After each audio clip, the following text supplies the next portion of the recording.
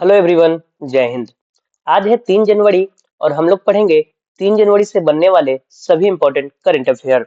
तो कल के क्लास में हमने देखा था कि 1 जनवरी 2026 को डीआरडीओ ने किस क्रम का स्थापना दिवस मनाया है। तो ये 68वां यानी 68वें क्रम का। इजराइल के प्रधानमंत्री बेंजामिन नेतन्याहू ने किसे वर्ष 2026 का इजराइल शांति पुरस्कार प्रदान करने का ऐलान किया। तो ये डोनाल्ड ट्रंप को। किस राज्य या केंद्र शासित प्रदेश में खुदाई से 2000 वर्ष पुराना बौद्ध स्थल मिला है? जम्मू कश्मीर में। किस देश ने 3 नए उपग्रह पाया, जफर 2 और कौसर अंतरिक्ष में लॉन्च किया? ईरान ने। प्रदूषण प्रतिक्रिया अभ्यास का आयोजन कहाँ किया गया? मुंबई। दुनिया में स्पाइनल मस्कुलर एट्रोफी के लिए एक बार की जीन थेरेपी इटविस्मा देने वाला पहला देश कौन बन गया? संयुक्त अरब अमीरात यानी यूएई। चिकित्सा शिक्षा प्रणाली में पारदर्शिता और प्रशासनिक दक्षता को बढ़ावा देने के लिए किस राज्य सरकार ने ई स्वास्थ्य संवाद नामक डिजिटल पहल शुरू की है? राजस्थान सरकार। हुरून इंडिया रिच लिस्ट 2025 के अनुसार दुनिया के सबसे अमीर मूल की भारतीय मूल की पेशेवर प्रबंधक कौन बनी? जयश्री उल्लाल। साउथ पोल पहुंचने वाली पहली भारतीय महिला? काम्या कार्तिकेयन। और दुनिया में सबसे पहले नए साल का जश्न किस देश ने मनाया? तो ये किरीबाती ने मनाया है। ये सभी प्रश्न हम लोग कल के क्लास में डिस्कस किए थे। हम लोग चलते हैं आज के सवाल नंबर 1 पर कि 8वां राज्य वेतन आयोग बनाने वाला जो एट पे कमीशन जो आने वाला है, तो ये 8वां राज्य वेतन आयोग बनाने वाला भारत का पहला राज्य कौन बना? तो ये देखिए 8वें क्रम का जो वेतन आयोग बनाने वाला है, ये भारत का पहला राज्य असम बन गया है। कौन बना है? असम। असम देश का ऐसा पहला राज्य बन गया जिसने 8वें वेतन आयोग के गठन की घोषणा की है। सामान्य परिस्थितियों में केंद्र सरकार प्रत्येक 10 वर्ष पर वेतन आयोग का गठन करती है और जब से देश आजाद हुआ है यानी 1947 से अब तक 7 वेतन आयोग स्थापित किए जा चुके हैं और ये 8वें वेतन आयोग जो है ये बनने की तैयारी पे है। लागू होने 1 जनवरी 2026 से इसको लागू होना है। ठीक है। वेतन आयोग इसका स्ट्रक्चर क्या है? तो इसमें एक अध्यक्ष और 2 सदस्य होते हैं, यानी एक हेड होते हैं और उसके अलावा 2 सदस्य होते हैं। इनकी नियुक्ति केंद्र सरकार द्वारा की जाती है। किसके द्वारा? केंद्र सरकार के द्वारा। जनरली देखा जाता है कि सर्वोच्च न्यायालय के जो सेवानिवृत्त न्यायाधीश होते हैं, रिटायर्ड न्यायाधीश जो होते हैं, उन्हीं को वेतन आयोग का अध्यक्ष नियुक्त किया जाता है। ठीक है। अगर हम यहाँ से भारत का प्रथम राज्य की बात करें तो भारत का पहला महिला वेलनेस ऑन व्हील्स लॉन्च किया गया तमिलनाडु सरकार के राज्य के द्वारा। सरकारी कर्मचारियों के लिए सेबेटिकल लीव योजना शुरू करने वाला पहला राज्य सिक्किम है। जैविक खेती लागू करने वाला पहला राज्य सिक्किम है। भारत की पहली एआई पावर्ड आंगनबाड़ी किस राज्य में शुरू की गई? महाराष्ट्र में।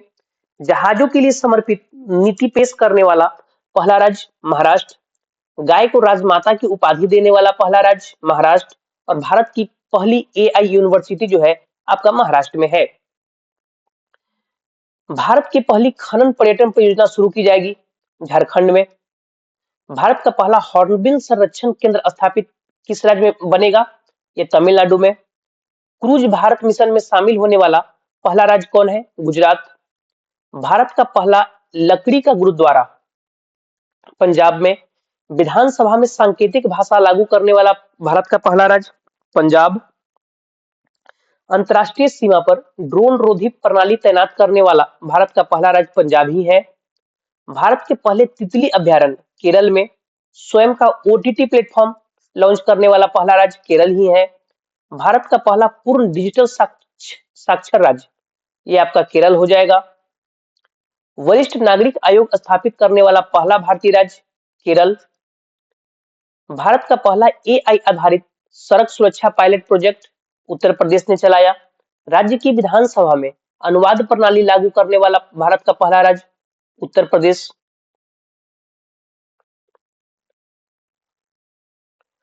मृत्यु का अधिकार लागू करने वाला पहला राज्य कर्नाटक।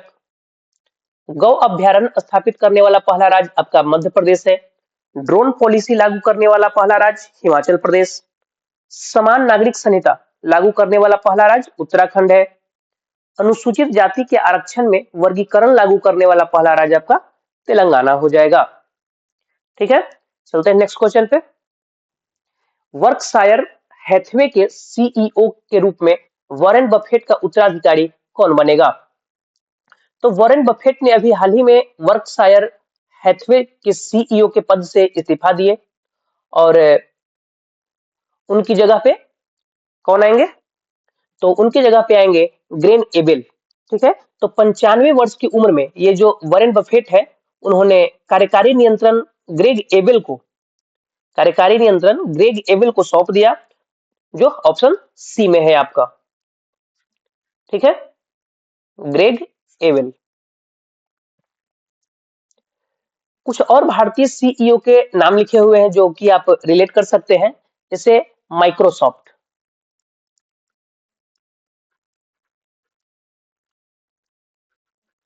माइक्रोसॉफ्ट के जो चेयरमैन हो जाएंगे ये सत्य नडेला। नील मोहन जो है ये यूट्यूब के सीईओ हो जाएंगे, और जिन्हें अभी हाल ही में टाइम मैगजीन के द्वारा सीईओ ऑफ द ईयर चुना गया है, नील मोहन को। ठीक है, इसे आप इंपॉर्टेंट पॉइंट करके रिलेट करके याद रख लीजिएगा। सुंदर पिचाई ये जो है आपके गूगल के सीईओ हो जाएंगे। ठीक है, नेक्स्ट चले। फरवरी 2026 में आयोजित होने वाली एआई इम्पैक्ट समिट की मेजबानी कौन सा देश करेगा? तो इसकी मेजबानी करेगा अपना देश भारत। ऑप्शन सी इसका राइट आंसर हो जाएगा। 15 से 20 फरवरी तक राजधानी दिल्ली में इसका आयोजन किया जाएगा। इसका पर्पस क्या है? तो समावेशी, जिम्मेदार और लचीले कृत्रिम बुद्धिमत्ता यानी कि एआई के जो भविष्य है उसको आकार देना इसका पर्पस है।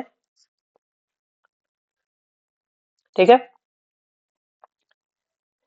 यदि बात की जाए अमेरिका की, यदि यूएसए की बात करें, तो इस साल का G20 यानी 2026 का जो G20 समिट है ये अमेरिका होस्ट करेगा। और जो 2025 का जो था 2025 का जो G20 समिट था वो किसने होस्ट किया था? वो किया था आपका जोहान्सबर्ग, साउथ अफ्रीका ने। ठीक है, यहां से अगर हम देखें ब्राजील की, ठीक है, तो COP30 जो कि 2025 में हुआ था, इसका आयोजन होस्ट कौन किया था? ब्राजील। और इसके बाद जो COP31 जो है, जो कि 2026 में होगा यानी इस साल, इसको कौन होस्ट करेगा? तुर्की। ठीक है, और इसके बाद जो COP32 जो होगा, जो कि 2027 में होगा, इसको कौन होस्ट करेगा? तो इसे इथियोपिया होस्ट करेगा। ठीक है, यहां से अगर हम कुछ इवेंट और समिट की बात करें, तो एससीओ समिट 2025 चाइना होस्ट किया। 28वीं यूनिवर्सल पोस्टल कांग्रेस 2025 यूएई। विश्व बैडमिंटन चैंपियनशिप 2026 भारत होस्ट करेगा। 21वीं G20 समिट 2026 का आयोजन अमेरिका में होगा। 51वां वार्षिक G7 शिखर सम्मेलन 2025 कनाडा होस्ट किया। 150वें अंतर संसदीय संघ जो है उसका शिखर सम्मेलन उज्बेकिस्तान में। COP30 ब्राजील, COP31 तुर्की और COP32 इथोपिया। बीमस्टेक 2025 थाईलैंड में हुआ। BRICS 2025 Brazil. विश्व आर्थिक मंच की 55वीं वार्षिक बैठक जो है ये दावोस स्विट्जरलैंड में। सागरमाथा काठमांडू, सागरमाथा संवाद जो है। 8वां हिंद महासागर सम्मेलन मस्कट ओमान में। विज्ञान शिखर सम्मेलन 2025 न्यूयॉर्क अमेरिका। और विश्व हरित अर्थव्यवस्था शिखर सम्मेलन दुबई में हुआ। ठीक है, किस राज्य में जल्लीकट्टू महोत्सव 2026 की शुरुआत हुई? तो अभी हाल ही में तमिलनाडु में ऑफिशियली तौर पर 3 जनवरी को पुडुकोट्टई जिले में पुडुकोट्टई जिले के जो ये थाचन कुरिची गांव जो है, थाचन कुरुची गांव, यहाँ पर ऑफिशियली तौर पर जल्लीकट्टू फेस्टिवल की शुरुआत हो चुकी है। तमिल संस्कृति और फसल उत्सव विशेष रूप से पोंगल से जुड़ा हुआ एक पारंपरिक खेल है ये। इससे पोंगल से जुड़ा एक पारंपरिक खेल है। बैल दौड़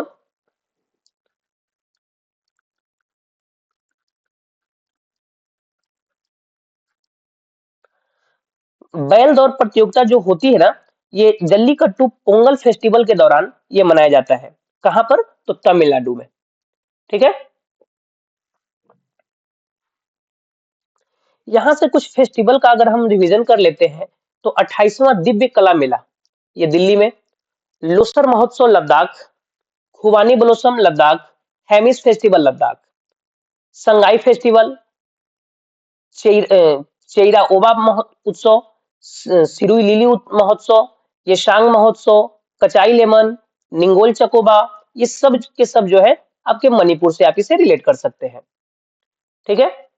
चेरी ब्लोसम मेघालय में, हेरत फेस्टिवल जम्मू कश्मीर, खजुराहो मध्य प्रदेश, ओनम केरल में, पोंगल तमिलनाडु में, परशुराम कुंड मेला अरुणाचल प्रदेश, मोढेरा डांस फेस्टिवल गुजरात में, गीता महोत्सव हरियाणा, बोनालू उत्सव तेलंगाना, बथुकम्मा तेलंगाना में ही है, समक्का सरक्का तेलंगाना, सरहुल फेस्टिवल झारखंड, नागा मिर्च महोत्सव नागालैंड में, हरेली और छेड़छाड़ा छत्तीसगढ़ में है, पुष्कर मेला और जैसलमेर डेजर्ट फेस्टिवल राजस्थान में, बीकानेर ऊंट महोत्सव राजस्थान और सोनपुर मेला बिहार से आप रिलेट कर सकते हैं। ठीक है। नेक्स्ट क्वेश्चन चले कि भारतीय वायुसेना के उप प्रमुख का पदभार किसने संभाला है? तो अभी हाल ही में जो नागेश कपूर है, ये भारतीय वायुसेना के उप प्रमुख का जो पद है उसे संभाले हैं, नागेश कपूर।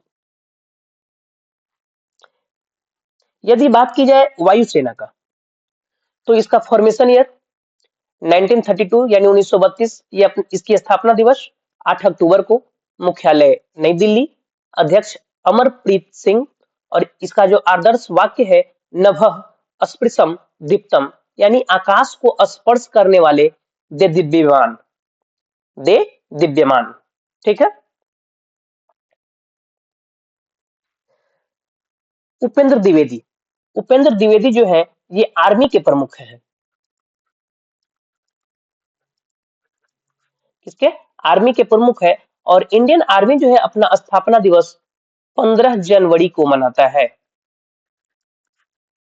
ठीक है। अमरप्रीत सिंह, अमरप्रीत सिंह जो है ये इंडियन एयरफोर्स के,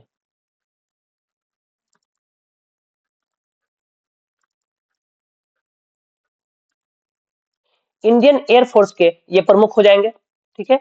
और इंडियन एयरफोर्स यानी भारतीय वायुसेना जो है अपनी स्थापना दिवस कब मनाती है? 8 अक्टूबर को। ठीक है।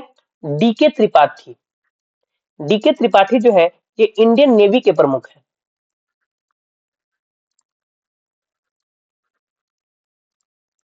इंडियन नेवी के प्रमुख है। और इंडियन नेवी जो है अपनी स्थापना दिवस कब मनाती है? 4 दिसंबर को। ठीक है। नेक्स्ट चले, जापान को पीछे छोड़ते हुए विश्व की चौथी सबसे बड़ी अर्थव्यवस्था वाला देश कौन बना? तो ये अपना देश भारत बन चुका है।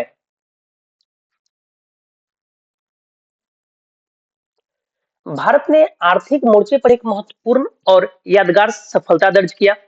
जापान को पछाड़कर भारत ने विश्व की चौथी सबसे बड़ी अर्थव्यवस्था के रूप में अपनी जगह बना ली है। भारत की नॉमिनल जीडीपी जो है वो लगभग 4.18 ट्रिलियन डॉलर पहुंच गई है। भारत शीर्ष टॉप तीन जो अर्थव्यवस्था वाले देश हैं, अमेरिका, चाइना और जर्मनी, और चौथे नंबर पे आ गया है आपका भारत। ठीक है। वित्त वर्ष 25-26 की दूसरी तिमाही में भारत की रियल जीडीपी ग्रोथ रेट जो है 8.2% दर्ज की गई है, जो वैश्विक स्तर पर सबसे तेज मानी जा रही है।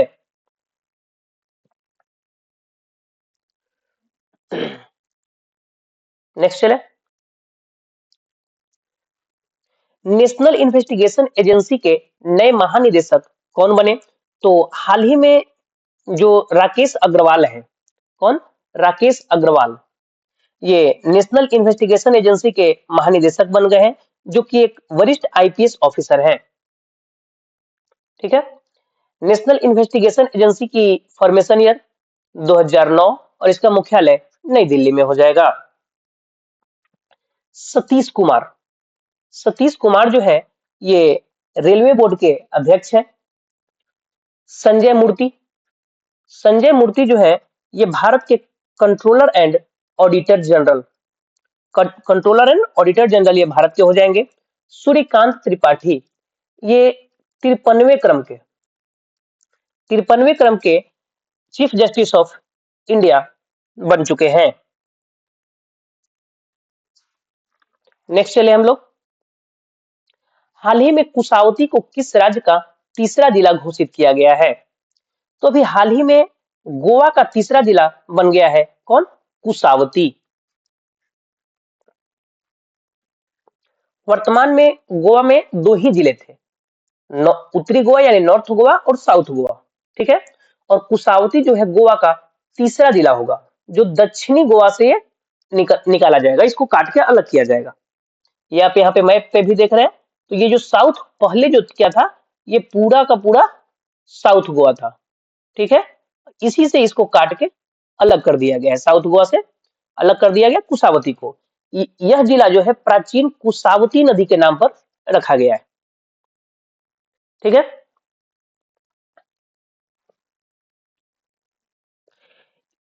इंटर यहां से आप देखें तो 100% साइबर धोखाधड़ी प्रतिक्रिया प्रणाली वाला भारत का पहला राज्य गोवा हो जाएगा। गोवा जो है आप देखिएगा कि एरिया वाइज भारत में सबसे छोटा राज्य है गोवा। 57वां संविधान संशोधन अधिनियम ने गोवा को भारत का 25वां राज्य बना दिया था और 30 मई 1987 से ये प्रभावी हो गया।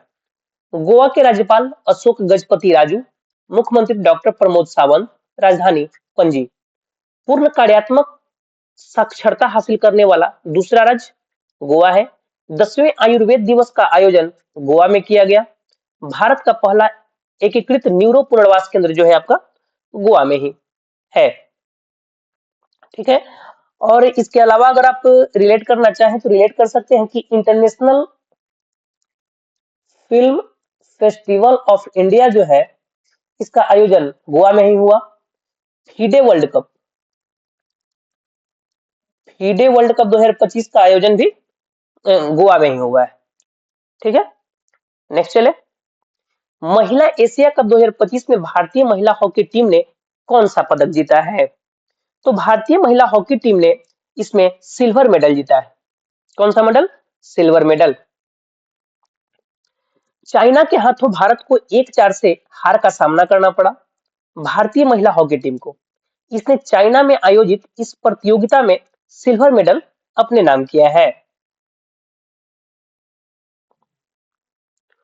पुरुष टी20 अंतरराष्ट्रीय में 8 विकेट लेने वाले पहले गेंदबाज कौन बने? टी20 इंटरनेशनल मैच में 8 विकेट लेने वाले पहले गेंदबाज कौन बने? तो ये बन गए हैं कौन? सोमेन येसे। सोमेन येसे, ऑप्शन सी इसका राइट आंसर हो जाएगा। भूटान के सुमेन येसे कहां के हैं? भूटान के। पुरुष टी20 अंतरराष्ट्रीय मैच में 8 विकेट लेने वाले पहले गेंदबाज बनकर इतिहास रच दिया और यह असाधारण उपलब्धि जो है 29 दिसंबर 2025 को गेलेफू में म्यांमार के खिलाफ तीसरे टी20 अंतरराष्ट्रीय मैच के दौरान यह हासिल हुई है। ठीक है, लगातार 2 क्वेश्चन आप देखें कि स्पोर्ट्स से हो गया है, 9 भी स्पोर्ट्स से था और ये आपका 10 भी स्पोर्ट्स से हो गया। तो अब एक बार हम लोग स्पोर्ट्स का करंट अफेयर देख ले। तो स्मृति मंधाना महिला टी20 आई जो है टी20 इंटरनेशनल, इसको आई कर ले, महिला टी20 इंटरनेशनल में भारत के लिए 4000 रन बनाने वाली पहली भारतीय खिलाड़ी बन गई Smriti Mandhana. BWF world tour finals 2025 में सात्विक साईराज और चिराग शेट्टी ने कांस्य पदक जीता। 2025 की पहली सैफ महिला club championship East Bengal FC ने जीता है। झारखंड ने पहली बार सैयद मुश्ताक अली ट्रॉफी जीती। बेलारूस की टेनिस खिलाड़ी आर्याना सबलेंका लगातार दूसरी बार WTA की साल की सर्वश्रेष्ठ खिलाड़ी चुनी गई। Sultan Azlan Shah hockey cup Belgium. 113वें डेविस कप जो है इटली ने जीता। Men's Asia hockey cup Bharat. ICC women's world cup Bharat. US open में पुरुष एकल का खिताब कार्लोस अल्कराज जो कि सर्बिया से बिलोंग करता है, और महिला एकल का खिताब आर्याना सबलेंका जो कि बेलारूस से बिलोंग करती है। मलेशिया में सुल्तान जौहर हॉकी कप प्रतियोगिता में भारत की जूनियर हॉकी टीम जो है रजत पदक जीता। फीडे वर्ल्ड कप 2025 गोवा ने होस्ट किया। वर्ल्ड चैंपियन ऑफ लीजेंड का खिताब साउथ अफ्रीका ने जीता। और फीडे महिला शतरंज विश्व कप जीतने वाली पहली भारतीय महिला दिव्या देशमुख बनी। आपका कल का सवाल था कि 11वां भारत अंतर्राष्ट्रीय विज्ञान महोत्सव कहां आयोजित किया जाएगा या किया गया, तो यह किया गया है पंचकुला हरियाणा में। आपका राइट आंसर हो जाएगा। आपका दूसरा सवाल था कि किन देशों के बीच हरिमो शक्ति अभ्यास का 5वां संस्करण शुरू किया गया है, तो ये भारत और मलेशिया के बीच किया गया है। आपका राइट आंसर ऑप्शन ए हो जाएगा। आज का आपका सवाल है कि Salman Khan the sultan of Bollywood नामक पुस्तक के लेखक कौन है। जो भी इसका राइट आंसर हो आप कमेंट बॉक्स में जरूर से जरूर बताएं। और ये दूसरा सवाल आपका है आज का कि 2025 के फीडे विश्व रैपिड चैंपियनशिप यानी पुरुष का खिताब किसने जीता। इसका भी जो भी राइट आंसर हो आप कमेंट बॉक्स में जरूर से जरूर बताएं।